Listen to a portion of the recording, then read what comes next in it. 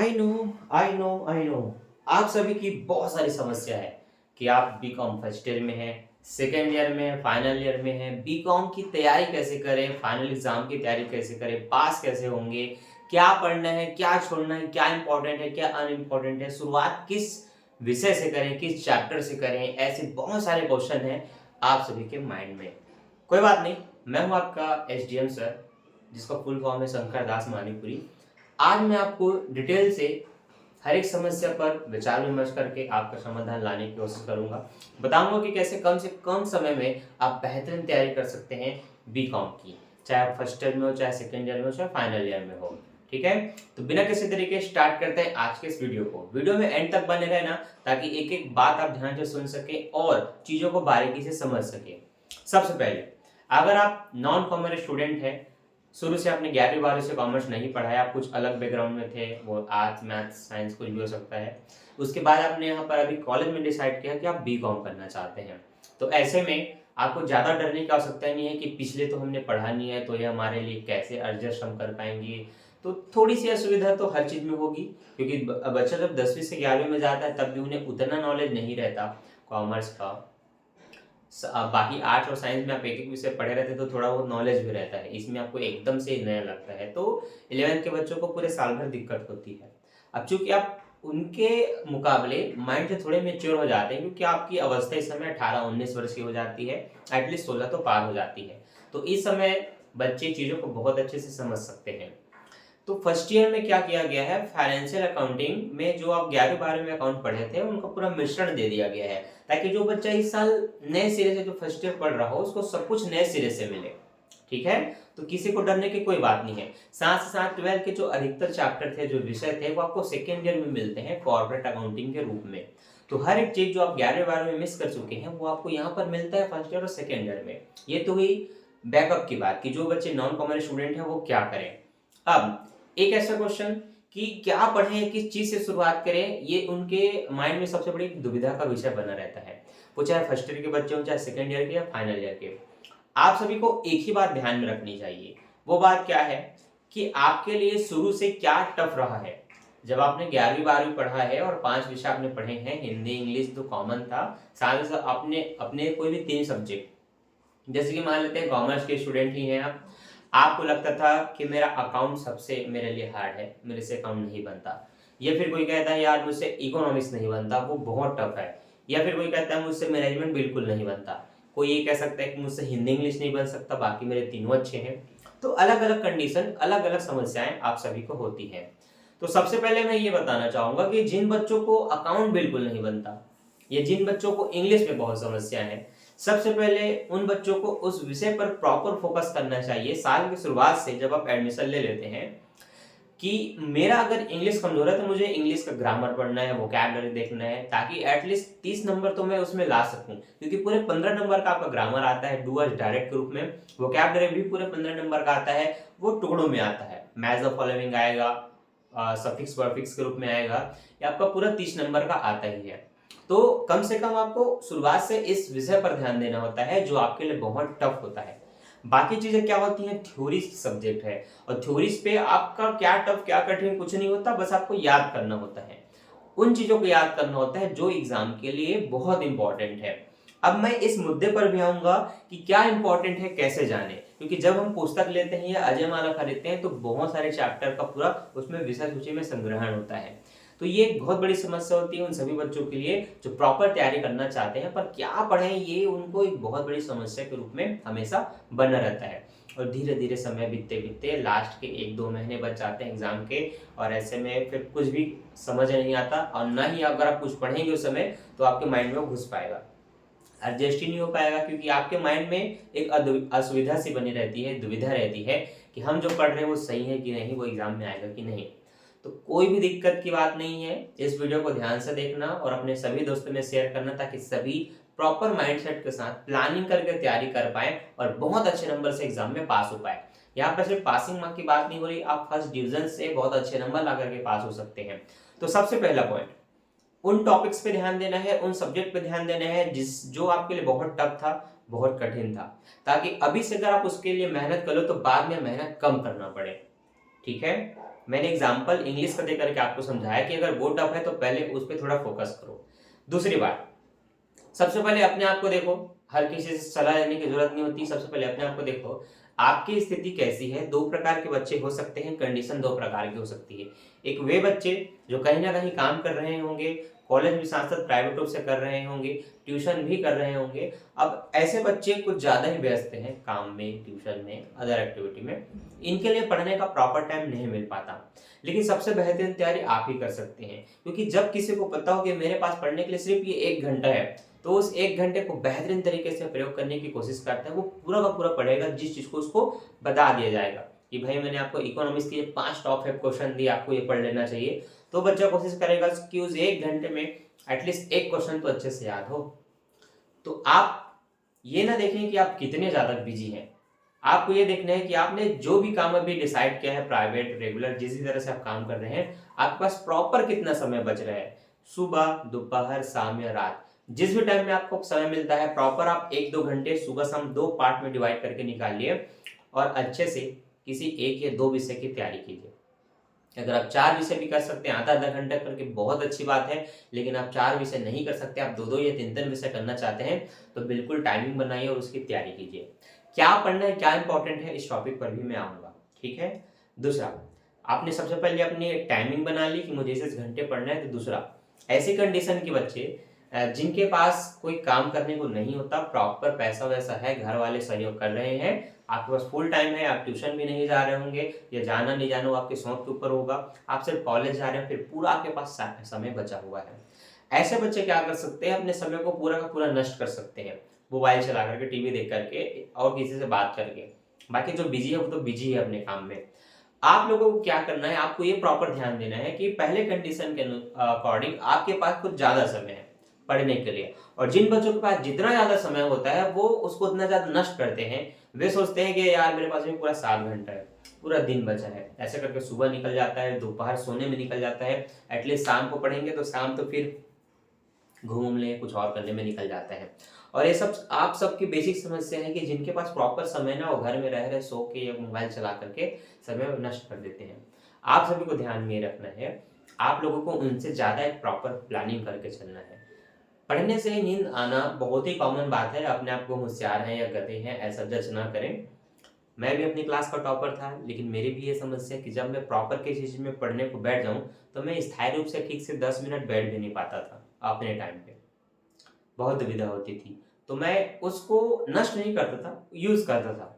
अगर मैं किसी को 10 से 15 मिनट पढ़ रहा हूँ और पढ़ करके मैं अब सोना चाहता हूँ या मेरा आंख बंद हो रहा है, तो मैं तुरंत टहल के पढ़ने लगता था, वॉक करते करते धीरे धीरे, या फिर अकाउंट बनाने लगता था कि प्रॉपर पढ़ लिया, पढ़ने का मन ही नहीं हो रहा है तो प्रॉपर अकाउंट बनाने लगता था आधा से 1 घंटा। इसके बाद क्या हुआ, अकाउंट बनाते बनाते थोड़ा माइंड फ्रेश हो गया। अब मुझे लगा कि कुछ मैं चाय पानी पी लूँ या कुछ भी टहल वहल लूँ, तो 2-5 मिनट थोड़ा हट करके फिर आकर के फिर किसी थ्योरी में बैठता था, आगे की उसी की थ्योरी या फिर दूसरे सब्जेक्ट की थ्योरी पढ़ता था। फिर पढ़ पढ़ के मेरा आधा घंटे में मन उब गया तो मैं फिर अकाउंट्स बना लेता था। अब तो आपके पास मैथ्स अकाउंट दोनों होते हैं फर्स्ट ईयर में, साथ ही साथ सेकेंड ईयर में भी वही सीन है। आप बिजनेस मैथमेटिक्स स्टैटिक्स पढ़ सकते हैं, कॉर्पोरेट है, कॉस्ट है, बहुत सारी चीजें हैं। सेकेंड ईयर वालों के लिए तो बेहतरीन ऑप्शन है, अगर आप एक प्रैक्टिकल का सब्जेक्ट चुन रहे हैं, प्रॉपर आप उसमें 1 घंटे समय दीजिए, फिर आप बोर हो रहे हैं तो थ्योरी 1 घंटा पढ़ लीजिए, फिर दूसरे किसी सब्जेक्ट का प्रैक्टिकल बना लीजिए, फिर थ्योरी पढ़ लीजिए। मैं कहता हूँ सेकेंड ईयर वाले बच्चों को प्रॉपर अपने समय का 3 घंटे निकाल रहे हैं तो पूरे 3 घंटे का बेहतरीन आप प्रयोग कर सकते हैं। फर्स्ट ईयर वाले भी कर सकते हैं, फाइनल वाले ईयर भी के बच्चे कर सकते हैं। बस अब क्या क्या इंपॉर्टेंट है ये पता होना चाहिए। सबसे पहला काम, अपनी कंडीशन को समझो कि आप बिजी शेड्यूल वाले बच्चों में से हो या फ्री शेड्यूल वाले में से हो। फ्री शेड्यूल वालों में से हो तो आपको 2-2 घंटे ऊपर नीचे, मतलब सुबह या शाम या दोपहर शाम, ऐसे करके आपको अपना टाइम निकालना है। सुबह हो सकता है आपका कॉलेज होगा, तो दोपहर और शाम में आप प्रॉपर टाइम निकालिए, 4 घंटे का, 2 घंटे का बिल्कुल निकालिए और बैठ करके तैयारी कीजिए। क्योंकि अब जो आपका जनवरी और फरवरी है, मार्च तक के ये 2 ही 3 महीने बचे हैं, दिसंबर तो बस छूमंतर होने वाला है बहुत तेजी से। घूमना फिरना, वेकेशन प्लानिंग इत्यादि बहुत सारी चीजें होती हैं, जिसके कारण आपको पूरा दिवाली तक का समय तो बीत चुका है, दिसंबर भी चुटकी बजाते गायब हो जाएगा। तो अभी से प्लानिंग करो, नियोजन करना प्रबंध का सबसे महत्वपूर्ण काम है, वही आपको करना है। प्लानिंग करो, कब से पढ़ना है, क्या करना है, किस किस सब्जेक्ट को पढ़ना है। मैंने बता दिया कि जो टफ है आप उनका पहले लिस्ट बनाओ, ताकि अभी से उस पर मेहनत करो तो एंड तक वो थोड़ा इजी हो जाए, ये बहुत ही सरल हो जाए। जो चीजें थ्योरीज होती हैं जिसमें आपको थ्योरी प्रॉपर याद करना पड़ता है, मैं हर सब्जेक्ट के टॉप 5 क्वेश्चन देता हूँ। लेकिन कई बच्चों को लगता है कि ये बिलासपुर यूनिवर्सिटी के लिए हमारे लिए नहीं है तो हम क्या करें। तो सभी यूनिवर्सिटी के लिए एक छोटा सा हिंट, आपको क्या करना है, अपने अपने एरिया में मार्केट से जाकर के अनसॉल्व ले लेना है। देखिए बीकॉम को पास करने का सबसे सरल उपाय मैं अभी बताने वाला हूँ, बस इस 1 सेकंड के अंदर ध्यान से सुनना। बीकॉम पास करना बहुत सरल है। आपको क्या करना है, अपने एरिया से अनसॉल्व लेना है। 5 से 6 साल का बैक का क्वेश्चन ले लेना है, उसमें से देखना है कि गत 5 वर्षों में उन्हीं विषय से जो आप पढ़ रहे हैं किन किन क्वेश्चनों को यूनिट 1 से पूछा गया है, यूनिट 2 से क्या आया, यूनिट 3 से, 4 से, 5 से किस तरह के क्वेश्चनों को पूछा गया है। क्या वो 5 साल के क्वेश्चन सभी के सभी किसी एक ही चैप्टर से थे। माना कि संगठन आपका एक विषय है, चैप्टर है जिसके, अच्छा किसी विषय में आपका एक चैप्टर है जिससे हर साल क्वेश्चन आ रहा है, तो इसे एक हिंट मिला कि संगठन से हर साल क्वेश्चन आ रहा है, मतलब इस साल भी जरूर आएगा। हमें संगठन के हर एक क्वेश्चन को देख लेना चाहिए। कितने क्वेश्चन होंगे, 4 या 5, उससे ज्यादा नहीं होता। तो प्रॉपर उन 4 से 5 क्वेश्चनों को देख लेना है, केवल उसी चैप्टर का जिस चैप्टर का क्वेश्चन हर साल आपके एग्जाम में आ रहा है गत 5 वर्षों में, बहुत पहले का नहीं, अभी लेटेस्ट के 5 वर्षों का। इसी तरह से हर एक विषय को उठा करके देखना है। देखो हर एक विषय में 15-20 या उससे ज्यादा के चैप्टर्स हो सकते हैं, लेकिन आप देखेंगे एग्जाम में आपका कोई 5 क्वेश्चन आता है अथवा में और 5 आएगा तो टोटल 10 क्वेश्चन आएगा। अब 10 क्वेश्चन आएगा और पार्ट है आपके 10 से ज्यादा, तो हर एक पार्ट से तो एक एक क्वेश्चन आएगा, तो फिर तो 20-30 क्वेश्चन हो जाएगा। लेकिन आता कोई 10 है, कोई 5 है, इसका मतलब आप ये समझ सकते हैं कि कोई 5 ही चैप्टर आपका बहुत इंपॉर्टेंट है, साथ में अथवा में एक और किसी चैप्टर का देता है तो 5 और चैप्टर इंपॉर्टेंट है। लेकिन मुख्य दृष्टि से देखें कि कोई पूरे 20 पार्ट में कौन से 5 इंपॉर्टेंट है, तो पक्का कोई ना कोई वो 5 चैप्टर होगा जो उन पूरे 20 चैप्टर में से सबसे ज्यादा इंपॉर्टेंट होगा। ये आपको कैसे पता चलेगा, अगर 5 वर्षों के क्वेश्चन देखो, उसमें से ऊपर और अथवा दोनों के क्वेश्चन को देखो कि वो किस चैप्टर से है, फिर आपको एक अनुमान मिल जाएगा कि अथवा में हो सकता है किसी यूनिट के अंदर का 4 अध्याय है, तो एक अध्याय को प्रॉपर ऊपर में पूछ रहा है, एक अध्याय से हर साल, लेकिन अथवा में कभी दूसरे चैप्टर का, कभी तीसरे चैप्टर का, कभी चौथे का पूछ रहा है। तो उस समय आपको अगर कम चीजें पढ़ के बेहतरीन तैयारी करना है तो सही उपाय क्या है, उस पहले चैप्टर को अच्छे से पढ़ लेना, हर एक क्वेश्चन को जिससे हर साल क्वेश्चन आ रहा है। अथवा भले किसी किसी चैप्टर से दे रहा है, उनको आप छोड़ भी दो, पूरे तीनों अध्याय को मत पढ़ो, वो एक बेहतर प्लान है, बेहतर विकल्प है। लेकिन पहले उस चैप्टर को छोड़ना बहुत बड़ी बेवकूफ़ी हो जाती है। ये होता है एक छोटा सा हिंट तैयारी करने का, एक टिप्स जो आप समझ सकते हैं कि इसी तरह से आपको सभी चैप्टर्स को देखना है। हर एक यूनिट में 4 से ज्यादा चैप्टर हो सकते हैं, किसी में बहुत ज्यादा होंगे, लेकिन सबके सब इंपॉर्टेंट नहीं होते। आप देख लीजिए फाइनेंशियल अकाउंटिंग फर्स्ट ईयर का, फाइनेंशियल अकाउंटिंग में शुरू से लेकर के पूरे 12-13 तक अध्याय जो है वो पूरे एक यूनिट के अंतर्गत आते हैं, और उनसे केवल एक ही प्रैक्टिकल आना है, वो है आपका जर्नल एंट्री जो हर साल आ रहा है। आप पूरे 10 साल का क्वेश्चन देख लो, बीते 10 वर्षों में अगर केवल जर्नल एंट्री पंजी पृष्ठीय कीजिए करके अगर आपका यूनिट 1 से पहला प्रैक्टिकल आता है, तो समझ जाओ वो पूरे 12 के 12 चैप्टर पे अगर आप फोकस करते हो तो फिर आपका वेस्ट ऑफ टाइम है, आप अपने समय का सदुपयोग नहीं कर रहे हैं, गलत उपयोग कर रहे हैं। मतलब इस छोटे से माइंड में, इतने कम समय में जहां अच्छी चीजें भरनी होती है, आप वहां कचरा कर रहे हो, कुछ भी भर रहे हो जो एग्जाम से रिलेटेड नहीं है। तो यही चीज आपको ध्यान देना है, समझना है, नोटिस करना है कि आपके पास अकाउंट में 20, 24, 26, 30 चैप्टर तक होते हैं, आना कोई 5 क्वेश्चन है, कुछ 5 प्रैक्टिकल है, तो ये 26-20 चैप्टर कहाँ से आए, क्यों दिया गया है, आपका टाइम वेस्ट करने के लिए, हर बच्चे पास ना हो सके, कुछ सेफ्ली हो जाए, कोई फेल हो जाए, सेफ्ली वालों का अलग से फॉर्म डालता है, उनको पैसा मिलता है। तो ये सभी चालसाजी है, इसमें ना पढ़ना, ध्यान दे के सुनना। यूनिट 1 से आपका जर्नल एंट्री आएगा, यूनिट 2 से आपका फाइनल अकाउंट आएगा जो कि अंतिम खाते होते हैं, यूनिट 3 से आपको इस बार नया थ्योरी मिलेगा कंप्यूटराइज करके, या फिर मूल्यह्रास भी आ सकते हैं अथवा में। चौथा है आपका किराया क्रय पद्धति, हायर परचेस, और 5वां है आपका संयुक्त सहायक, फिर फाइनल अकाउंट। ये कुछ चीजें आपको पढ़नी है, बाकी सबको छोड़ दो, फाइनल पेपर में बैठना है। तो सेमेस्टर वाले हो तो उनका सिलेबस वो खुद डिसाइड करते हैं कि क्या क्या एग्जाम में आएगा। आप अपने सीनियर से पूछिए या अपने संस्थालय से पूछिए जहां पर आप पढ़ रहे हैं, किसी और से पूछने की आवश्यकता नहीं होता। हर बार सेमेस्टर वही नहीं रहता, सीन थोड़ी सी बदल दी जाती है, तो ये आप लोग को प्रॉपर तरीके से वहीं से पता चलेगा। बस इसी चीज़ों को ध्यान में रख करके आप सभी अपनी प्लानिंग करो, तैयारी करो, खुद से पूरा शेड्यूल बनाओ, रिसर्च करो, देखो 5 साल का क्वेश्चन पेपर क्या इंपॉर्टेंट क्या अनइम्पोर्टेंट है। बाकी मैं रिसर्च कर करके आपके लिए वीडियो खुद अपलोड करता हूँ अपने इस चैनल पे। अगर आप नए हैं तो चैनल को सब्सक्राइब कर सकते हैं, और वीडियो थोड़ा भी इन्फॉर्मेशन लगा हो तो वीडियो को लाइक कर सकते हैं, साथ ही साथ दोस्तों के साथ शेयर कर सकते हैं। इसी तरह से आपके लिए इंपॉर्टेंट टिप्स एंड ट्रिक्स लेकर के मैं वीडियो बनाता रहता हूँ। आप सभी के लिए first year, second year, final year के लिए इंपॉर्टेंट क्वेश्चन के थ्योरीज के वीडियो अपलोड करते रहता हूँ, इंपॉर्टेंट क्वेश्चन बताते रहता हूँ। तो ये सब आपको टाइम टू टाइम मिल जाएगी, सुबह 12:30 बजे, फिर शाम को 6 बजे। अदर यही 2 मुख्य टाइम होते हैं जो मेरे चैनल पे मैं अपलोड करता हूँ। अदरवाइज़ कुछ भी आपको डाउट है तो आप कमेंट कर सकते हैं, या इंस्टाग्राम मुझे फॉलो कर सकते हैं। शंकर दास 2017 ये मेरी आईडी है। बाकी मैं मिलता हूँ नेक्स्ट वीडियो में। Thanks for watching, bye bye.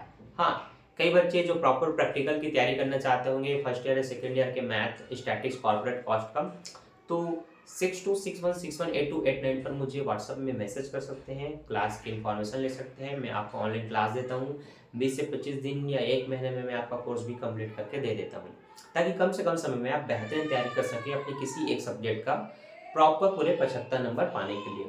तो थैंक्स फॉर वॉचिंग, मिलते हैं नेक्स्ट वीडियो में। बाय बाय बच्चों, वीडियो को शेयर कर देना और लाइक कर देना, लाइक करना मत भूलना। Bye bye.